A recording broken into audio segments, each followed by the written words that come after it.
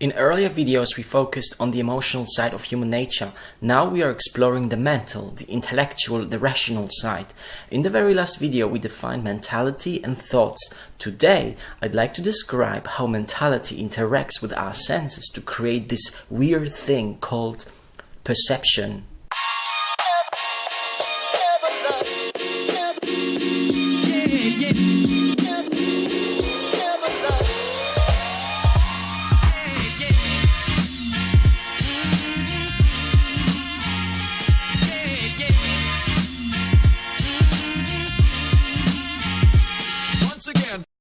Everything we know about ourselves and the world is the result of perception. Perception is a mix of two faculties: our senses gathering information from the environment through seeing, hearing, touching, tasting and smelling on the one hand, and on the other hand, the processing of that sensory information by mentality. All information about reality comes in various physical forms, such as sound, light, pressure, heat, etc. These impressions are registered by the body through specialized nerve cells in certain organs that respond to certain types of impressions from the environment.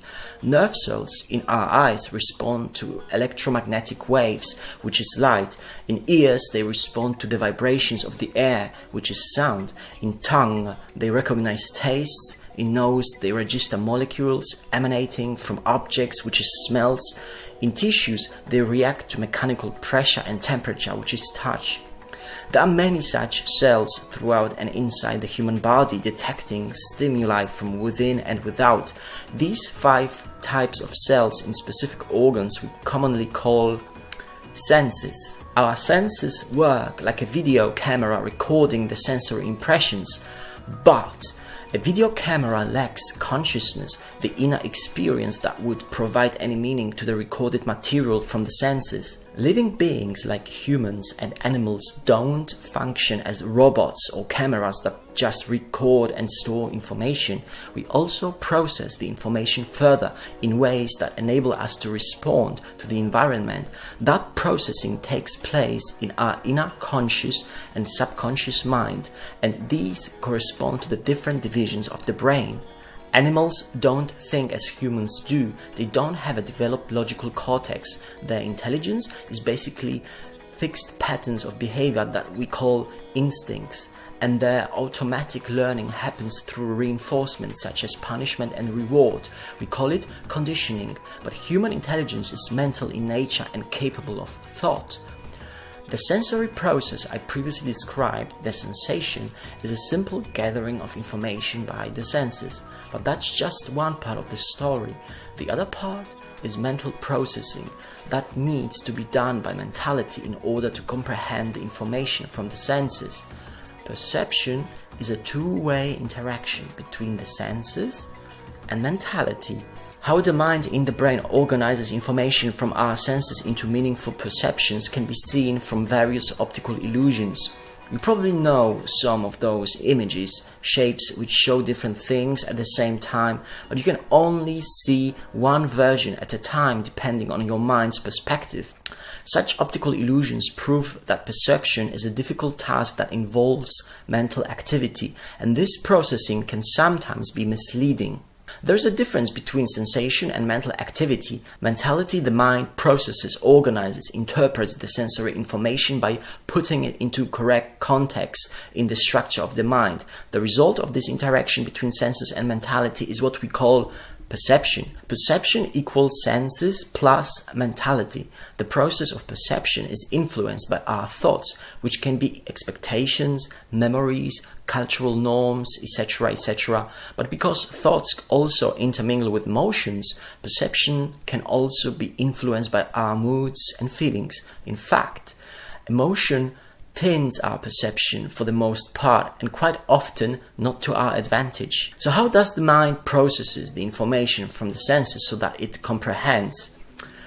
Well, the human mind creates mental concepts of things that it observes through the senses. The mind creates its own inner mental structure that is supposed to mirror outer reality. The better developed the mind is, the better its structure resembles reality. The mind is physically represented by the cerebral cortex of the brain. Remember, The cortex makes it possible for us to think. Thinking is the ability to create mental abstractions, mental concepts based on physical experience. A mental concept summarizes objects, events, and phenomena with common characteristics into a group, a class. It's like summarizing different physical chairs, tables, cupboards, shelves, etc. into a common concept of furniture. Furniture is a mental concept. It doesn't exist in real. All you can perceive and touch is the specific chairs, the specific tables, but the concept of furniture is imaginary. It only exists in the mind. You can never touch all of furniture at once, only specific physical pieces. The abstract concept itself is removed from physical experience and can only be apprehended by the mind. There are many other such examples of concepts. In fact, the ability to create mental concepts underlies all of human life, so basically everything that creates human civilization and culture, such as science, philosophy, religion, politics, craftsmanship, music, art, values, norms, ethics, concepts of feeling such as love, care, jealousy, empathy, etc., etc. The list goes on and on indefinitely. Without mental concepts which make civilization and culture possible, we would be back at the level of animals. All of thinking and comprehension works this way.